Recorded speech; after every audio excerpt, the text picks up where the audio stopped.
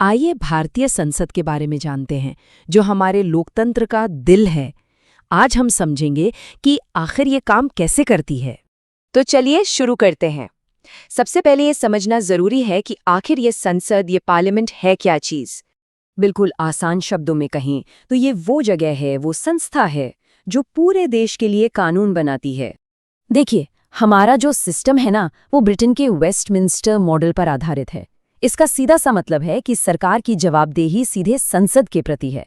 मतलब प्रधानमंत्री हो या मंत्री, उन्हें संसद में सवालों के जवाब देने ही पड़ते हैं। अच्छा, एक बहुत ही दिलचस्प बात है, जब हम संसद की बात करते हैं तो अक्सर हमारे दिमाग में दो सदन आते हैं, लोकसभा और राज्यसभा। पर असल में संसद सिर्फ इन दो सदनों से नहीं बनती, इसके तीन बहुत जरूरी हिस्से हैं। अब देखिए, राष्ट्रपति किसी भी सदन के सदस्य नहीं होते, लेकिन फिर भी वो संसद का एक अभिन्न अंग है। क्यों? क्योंकि कोई भी बिल तब तक कानून नहीं बन सकता जब तक राष्ट्रपति उस पर अपनी मोहर न लगा दें। तो एक तरह से वो एक फाइनल चेक पॉइंट की तरह काम करते हैं। तो चलिए अब बात करते हैं उन दो सदनों की जिनके नाम हम हमेशा साथ में सुनते हैं, लोकसभा और राज्यसभा। लेकिन क्या ये दोनों एक जैसे हैं? बिल्कुल नहीं, दोनों में जमीन आसमान का फर्क है। आइए जरा इसी फर्क को समझते हैं। तो फर्क साफ है ना? लोकसभा यानी हाउस ऑफ द पीपल, ये सीधे सीधे हम लोगों को, भारत की जनता को रिप्रेजेंट करती है। वहीं दूसरी तरफ है राज्यसभा, काउंसिल ऑफ स्टेट्स, ये भारत के राज्यों का प्रतिनिधित्व करती है। इसे समझने का एक और मजेदार तरीका है क्रिकेट की एनालॉजी से।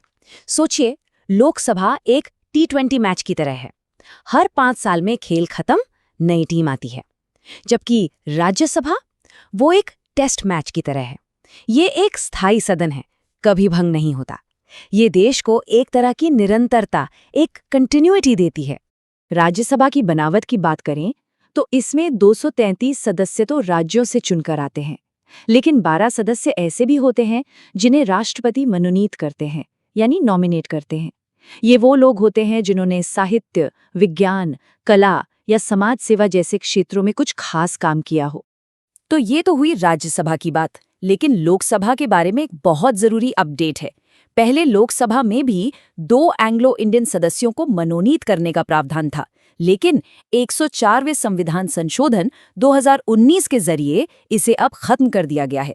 तो याद रखने वाली बात यह है कि अब लोकसभा में कोई भी मनोनीत सदस्य नहीं होता। अच्छा, तो हमने सदनों के बारे में जान लिया। अब सवाल ये उठता है कि इस टीम का खिलाड़ी यानी मेंबर ऑफ पार्लियामेंट बनने के लिए क्या नियम कायदे हैं। सबसे पहले तो उम्र की बात करते हैं।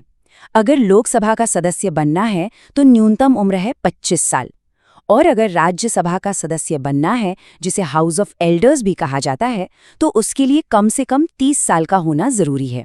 सिर्फ उम्र ही नहीं, कुछ ऐसी शर्तें भी हैं जिनके आधार पर किसी को अयोग्य ठहराया जा सकता है। जैसे कि अगर कोई व्यक्ति सरकार के अधीन किसी लाभ के पद पर है या फिर दिवालिया हो गया हो। एक और बहुत अहम नियम है दल बदल विरोधी कानून। ये सब नियम इसलिए हैं ताकि हमारे लोकतंत्र की मजबूती बनी रहे। तो चलिए अब आते हैं संसद के सबसे जरूरी काम पर। वो काम है कानून बनाना। आखिर एक आइडिया, एक बिल पूरे देश के लिए कानून कैसे बनता है? क्या है ये पूरी प्रक्रिया? ये पूरी प्रक्रिया 3 चरणों से होकर गुजरती है। पहली रीडिंग में बिल को सदन में पेश किया जाता है। असली काम शुरू होता है दूसरी रीडिंग में। यहाँ बिल के हर एक क्लॉज पर विस्तार से चर्चा होती है, बहस होती है, और फिर आती है तीसरी रीडिंग, जहाँ इस पर फाइनल वोटिंग होती है। लेकिन एक सवाल उठता है, क्या होगा अगर एक बिल को लोकसभा तो पास कर दे, लेकिन राज्यसभा उसे खारिज कर दे? मतलब दोनों सदनों में एक डेडलॉक, एक गतिरोध पैदा हो जाए, तो क्या वो बिल वहीं खत्म हो जाएगा? जी नहीं, हमारे संविधान निर्माताओं ने इसका भी एक हल निकाला है। इस हल का नाम है संयुक्त बैठक या जॉइंट सिटिंग, जिसका प्रावधान संविधान के आर्टिकल 108 में है।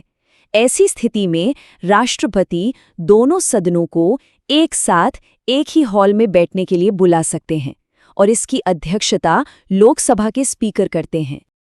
अब जरा सोचिए, जब जॉइंट सिटिंग होगी तो किसका पलड़ा भारी रहेगा? जाहिर सी बात है लोकसभा का, क्योंकि लोकसभा में सदस्यों की संख्या राज्यसभा से लगभग 2 गुनी है। तो आमतौर पर जो लोकसभा चाहती है वही फैसला होता है। कानून बनाने की शक्ति तो है ही, लेकिन संसद के पास एक और बहुत बड़ी ताकत है, और वो है देश की तिजोरी की चाबी। जी हाँ, देश के पैसों पर पूरा नियंत्रण संसद का होता है। चलिए अब जरा इस वित्तीय शक्ति को समझते हैं।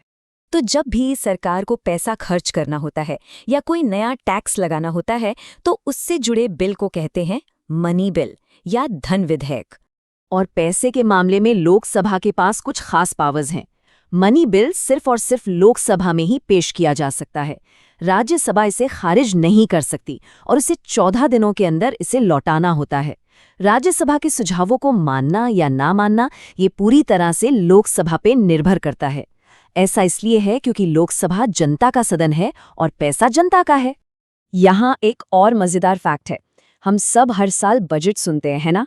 पर हमारे संविधान में बजट शब्द का इस्तेमाल कहीं भी नहीं किया गया है। जी हाँ, आर्टिकल 112 में इसे एनुअल फाइनेंशियल स्टेटमेंट यानी वार्षिक वित्तीय विवरण कहा गया है। तो कुल मिलाकर देखें तो संसद की शक्तियां बहुत व्यापक हैं। ये सिर्फ कानून ही नहीं बनाती, बल्कि ये सरकार को कंट्रोल भी करती है, देश का बजट पास करती है, संविधान में संशोधन करने की शक्ति रखती है और यहाँ तक कि इसके पास न्यायिक शक्तियां भी हैं।